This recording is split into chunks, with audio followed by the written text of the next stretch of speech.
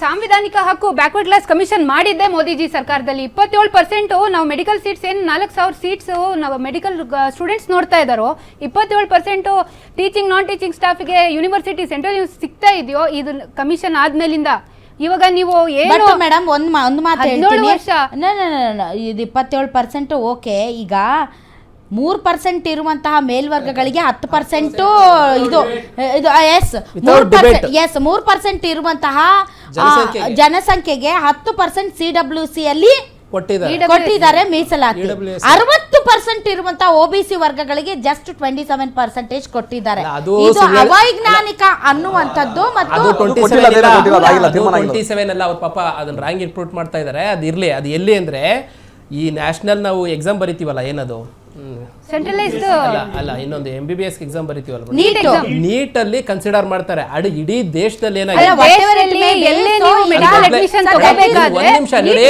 ಕರ್ನಾಟಕದಲ್ಲಿ CET ಇದ್ದಂತ ಸಂದರ್ಭದಲ್ಲಿ ನೀವು ಅವಾಗ ನೀಟ್ ಇರ್ಲಿಲ್ಲ ದೇಶದಲ್ಲಿ. ನೀಟ್ ಬಂದಂತ ಸಂದರ್ಭದಲ್ಲಿ ಅದಾದ್ಮೇಲೆ ಕನ್ಸಿಡರ್ ಮಾಡಿದ್ರು. ನೀವು ಕರ್ನಾಟಕ CET ಇದ್ದಂತ ಸಂದರ್ಭದಲ್ಲಿ ಕರ್ನಾಟಕದಲ್ಲಿ ಇತ್ತು, ಅದು ಕರ್ನಾಟಕದಲ್ಲಿ ಇರ್ಲಿಲ್ಲ ಅಂತ ಹೇಳ್ಬೇಡಿ. ನ್ಯಾಷನಲ್ ಲೆವೆಲ್ ಮೊದಲು ಇತ್ತು, ನ್ಯಾಷನಲ್ ಲೆವೆಲ್ ಅಲ್ಲಿ ಬ್ಯಾಕ್ವರ್ಡ್ ಕಮಿಷನ್ಗೆ ನ್ಯಾಷನಾಲಿಟಿ ಸ್ಟೇಟಸ್ ನ್ಯಾಷನಲ್ ಕಮಿಷನ್ ಮಾಡ್ಲಿಕ್ಕೆ ಅವಕಾಶ ಮಾಡಿಕೊಟ್ಟಿದ್ದೆ ಕೇಂದ್ರ ಸರ್ಕಾರದಲ್ಲಿ ಮೋದಿಜಿ ಅವ್ರು ಬಂದ್ಮೇಲೆ. ಅದಕ್ಕಿಂತ ಮುಂಚೆ ಕಾಂಗ್ರೆಸ್ ಅವ್ರು ಏನ್ ಮಾಡ್ತಾ ಇದ್ರು ಅಂತ ನನ್ನ ಪ್ರಶ್ನೆ. ಒಂದ್ ಮಾತು ಮೇಡಮ್, ಪ್ರಶ್ನೆ ಅದೇ. ಆದ್ರೆ ಅದಕ್ಕೆ ಉತ್ತರ ರಾಹುಲ್ ಗಾಂಧಿ ಅವರು ನಮ್ಮ ಪಕ್ಷ ಅಧಿಕಾರಕ್ಕೆ ಬಂದ್ರೆ ನಾವು ಜಾತಿ ಗಣತಿ ಮಾಡಿಸ್ತೀವಿ ಅಂತ ಮೊದಲೇ ತಮ್ಮ ಪ್ರಣಾಳಿಕೆ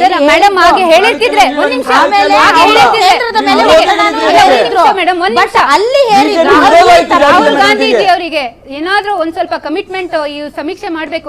ಕರ್ನಾಟಕದಲ್ಲಿ ಕಾಂಗ್ರೆಸ್ ಸರ್ಕಾರ ಇದೆ, ಅವರು ಒಂದು ಸಮೀಕ್ಷೆ ಮಾಡಿದ್ದಾರೆ, ಅದನ್ನ ಅವ್ರು ಜಾರಿ ಮಾಡ್ಬೇಕು. ಬಿಜೆಪಿ ಅವ್ರು ಜಾರಿ ಮಾಡಬಾರ್ದು ಅಂತ ನೀವೇ ಪ್ರೊಟೆಸ್ಟ್ ಮಾಡಿದ್ರಿ. ಅಂತಂದ್ರೆ ಒಂದ್ ನಿಮಿಷ ಮೇಡಮ್, ಬಿಹಾರ ಎಲೆಕ್ಷನ್ಗೆ ಹೋದಾಗ ಜಾತಿ ಗಣತಿನ ನೀವು ಅಪೋಸ್ ಮಾಡಿದ್ರಿ ತಾನೇ ಕರ್ನಾಟಕದಲ್ಲಿ ಬಿಜೆಪಿ ಅವರು? ಒಂದ್ ನಿಮಿಷ ಗಣತಿನ ಅಪೋಸ್ ಮಾಡಿದ್ರಿ ತಾನೇ ನೀವು?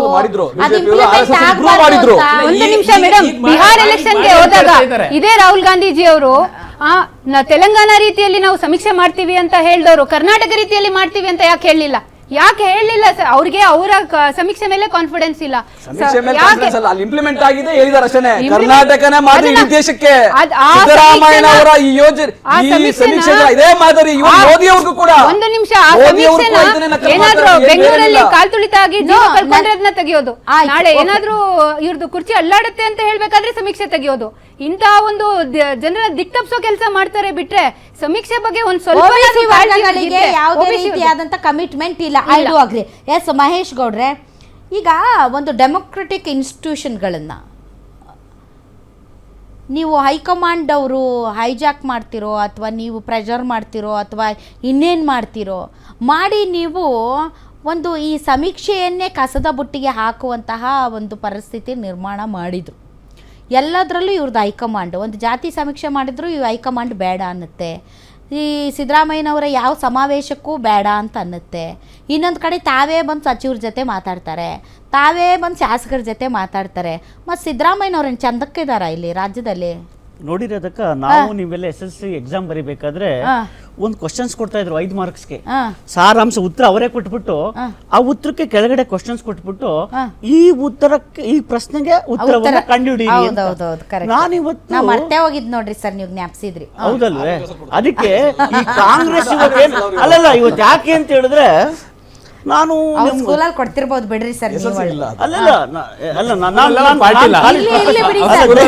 ಯಾಕೆಂತ ಹೇಳಿದ್ರೆ 30 ವರ್ಷ ಆಗಿರುತ್ತೆ. ಅಲ್ಲಲ್ಲ, ನಾನು ಇವತ್ತು ಯಾಕೆ ಇದನ್ನ ರೈಸ್ ಮಾಡಿದೆ ಅಂದ್ರೆ, ರೈಸ್ ಮಾಡೋದಕ್ಕೆ ಖಂಡಿತವಾಗ್ಲೂ ಒಂದು ಇದಿದೆ. ಇವತ್ತೇನು ಸುರ್ಜೇವಾಲಾರವರು ಕರ್ನಾಟಕಕ್ಕೆ ಬಂದು ಕಾಂಗ್ರೆಸ್ಸಿನ ಈ ಒಂದು ಆಗು ಹೋಗುಗಳ ಬಗ್ಗೆ ಚರ್ಚೆ ನಡೀತಾ ಇರಬೇಕಾದ್ರೆ ಕರ್ನಾಟಕದ ಪ್ರಭಾವಿ ಈ ರಾಷ್ಟ್ರದ ರಾಷ್ಟ್ರೀಯ ಅಧ್ಯಕ್ಷರು ಮಗ ಒಂದು ಕೋಟ್ ಮಾಡ್ತಾರೆ. ಯಾರು? ಪ್ರಿಯಾಂಕಾ ಖರ್ಗೆ ಅವರು. ನಾನು ಸಹ ಇದು ಹೊಸದು ನನಗೆ. This is the new one for me. ಯಾಕೆ ಅಂತ ಹೇಳಿದ್ರೆ ಸುರ್ಜೇವಾಲಾ ಅವ್ರು ಬಂದು ಮಾತನಾಡ್ತಾ ಇರೋದು ಇದು ಯಾವತ್ತೂ ನೋಡಿರ್ಲಿಲ್ಲ ನಾನು ಕಾಂಗ್ರೆಸ್. ರಾಜಣ್ಣ ಬೈದಿದ್ದಾರೆ, ಇದೆಲ್ಲೂ ಕಂಡಿಲ್ಲ, ಇಂಥವೆಲ್ಲ ಚೆನ್ನಾಗಿಲ್ಲ, ಇದು ಮಾಡ್ತಾ ಇರೋದು ಸರಿ ಇಲ್ಲ ಅಂತ. ಸರಿ ಇಲ್ಲ ಅಂತ ರಾಜಣ್ಣ ಅವ್ರು ಹೇಳಿರೋದು. ಸಾರಾಂಶ ಕೊಟ್ಟಿದ್ರು, ಪ್ರಶ್ನೆ ಕೇಳಿದ್ರು, ಅದ್ ಉತ್ತರನು ಅವರೇ ಕೊಟ್ಟಿದ್ದಾರೆ, ನಾವು ಕೊಟ್ಟಿಲ್ಲ. ವಿರೋಧ ಪಕ್ಷಗಳು ಕೊಟ್ಟಿಲ್ಲ, ಸಾರಾಂಶನೂ ಅವ್ರದೇ, ಪ್ರಶ್ನೆನೂ ಅವ್ರದೇ. ಪಾಪ ನಿಮ್ದೇ ಬಗೆಹರಿಸ್ಕೊಳಕ್ ನಿಮ್ಗೆ ಟೈಮ್ ಇಲ್ಲ, ಇನ್ನೇನು ನಮ್ದೇನಿದೆ ಏನಿದೆ, ನಮ್ ಸಮಸ್ಯೆ ಏನೂ ಇಲ್ಲ, ವಿ ಆರ್ ಹ್ಯಾಪಿ. ಯಾಕೆ ಅಂತಂದ್ರೆ ನಿಮ್ಗೂ ಅವ್ರಿಗೂ ತಾಳಮೇಳ ಇಲ್ಲ ಅಲ್ಲ, ಎತ್ತೇರಿ ಹೇಳಿದ್ರೆ ಇನ್ನೊಂದ್ ಎಲ್ಲೋ ಹೇಳಿತದ ಅಂತ ಹಂಗ ಆಗ್ತಾ ಇದೆ. ಸೆಂಟ್ರಲ್ ಅಲ್ಲಿ, ರಾಜ್ಯದಲ್ಲೆಲ್ಲ ಸೆಂಟ್ರಲ್ ಅಲ್ಲಿ ಹಂಗಾದ್ರೆ ನೀವು ಅಲ್ಲೇ ಮಾತಾಡಿ ಡೆಲ್ಲಿಯಲ್ಲಿ ನೀವು ನಿಮ್ದು ಪ್ರಾದೇಶಿಕ ಪಕ್ಷ ಅಲ್ಲ, ನಿಮ್ದು ರಾಷ್ಟ್ರೀಯ ಪಕ್ಷ, ನೀವು ಡೆಲ್ಲಿಯಲ್ಲಿ ಮಾತಾಡಿ. ನೀವು ನೋಡಿ, ನಮ್ಮದು ಯಾವುದೇ ತರನಾದಂತಹ ಇವ್ರ ತರ ಒಡಂಬಡಿಕೆಗಳಿಲ್ಲ. ನಾನು ಮುಖ್ಯಮಂತ್ರಿ ಒಡಂಬಡಿಕೆ ಇದ್ದದ್ದಕ್ಕೆ ಇವತ್ತು ಬಾಯಿ ಮುಚ್ಕೊಂಡಿರೋದು ನೀವು. ಒಂದು ರೈತರು ಹೋರಾಟಕ್ಕೂ ಹೋಗೋದಿಲ್ಲ, ರಾಜ್ಯದ ಜ್ವಲಂತ ಸಮಸ್ಯೆಗಳಿಗೆ ಮಾತಾಡಲ್ಲ ನೀವು.